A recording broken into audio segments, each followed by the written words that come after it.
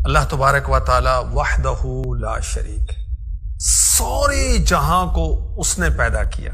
اس زمین پر اس نے کتنی قسم کے جاندار پیدا کیے، اور یہ جاندار جو ہیں کس طرح پرورش پاتے ہیں، کیا کھاتے ہیں، زندگی کیسے گزارتے ہیں، رزق کیسے ملتا ہے۔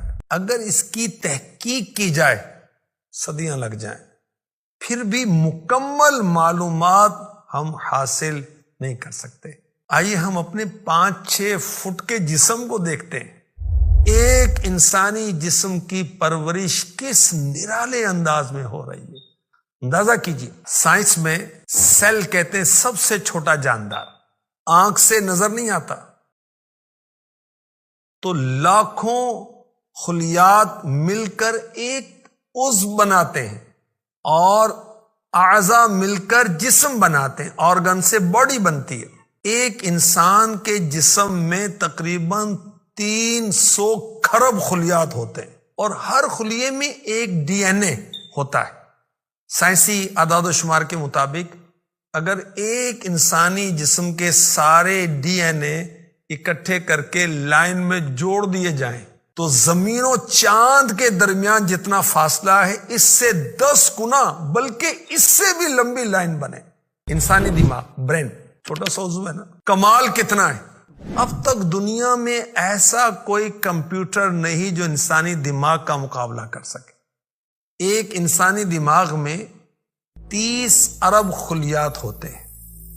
ہمارے جسم کے اندر، ہماری باڈی کے اندر انفارمیشن کا، اطلاعات کا ایک پورا نظام موجود ہے۔ چولہے پہ رکھی گرم پتیلی سے ہمارا ہاتھ ٹچ ہو جائے تو جھٹکے سے ہم ہاتھ پیچھے کھینچ لیتے ہیں۔ کیسے؟ ہمارے دماغ کی بدولت۔ جیسے ہی ہاتھ گرم چیز سے ٹکراتا ہے، ہمارے جسم میں موجود خلیات دماغ کو اطلاع دیتے ہیں۔ دماغ فوراً آرڈر کرتا ہے کہ ہاتھ پیچھے ہٹا لو، اور وہ ہٹ جاتا ہے۔ حیرت کی بات دیکھیے، یہ سب کچھ پلک جھپکنے کی دیر میں ہو جاتا ہے۔ اگر ہمارے جسم میں اطلاعات کا یہ تیز ترین نظام نہ ہوتا، شاید ہم بہت سارے حادثات کا شکار رہتے۔ ہمارے جسم میں امیون سسٹم ہے، مدافعتی نظام ہے، گویا جسم کی ایک فوج ہے۔ بایولوجی کے مطابق ہمارے جسم میں موجود 1 سے 5 خلیات روزانہ کینسر کا شکار ہو جاتے ہیں۔ ہمارا مدافعتی نظام ان خلیات کو فوراً کل کر دیتا ہے، مار دیتا ہے، جس سے ہم کینسر سے محفوظ رہتے ہیں۔ غور فرمائیں، اگر یہ امیون سسٹم، مدافعتی نظام نہ ہوتا ہم زندہ نہ رہ پاتے۔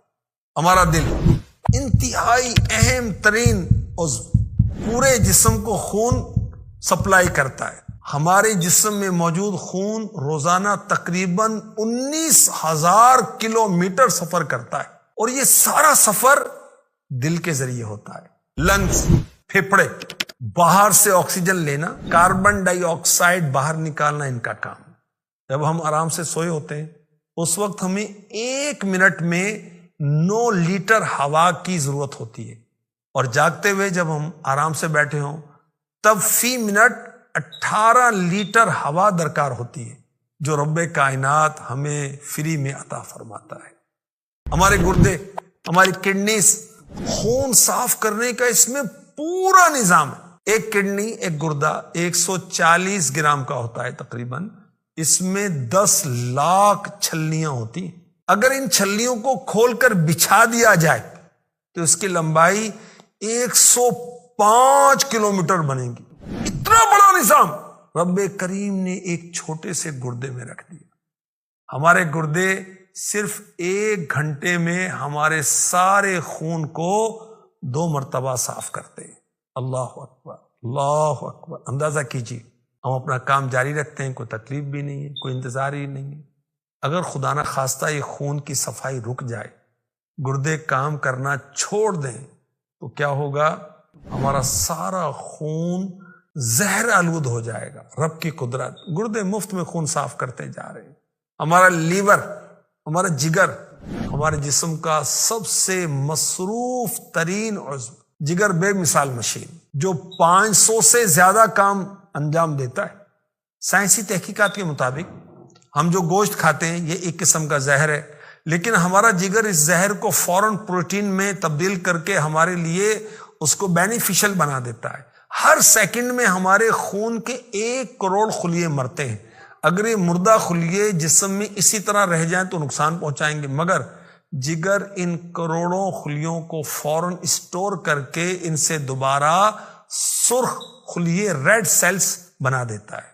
ہمارا نظام انہضام ڈائجسٹو سسٹم، ایک لقمہ منہ میں رکھ کر مزے سے چبا لیتے ہیں، یہ ایک لقمہ پیدا ہونے سے ہضم ہونے تک، جسم کا حصہ بننے تک سینکڑوں مراحل سے گزرتا ہے۔ بیج زمین کے اندر ہے، بارش ہوئی، بیج کو وہی خوراک پہنچائی گئی، بیج اوپر اور نیچے سے پھٹا، جڑ نیچے بنی، کومپل اوپر کو نکلی، کومپل میں خوشہ لگا، اس میں دانہ پیدا ہوا، سورج نے گرمائش دی، دانے کو پکایا، اس میں لقمہ بنا، ہمارے منہ میں گیا۔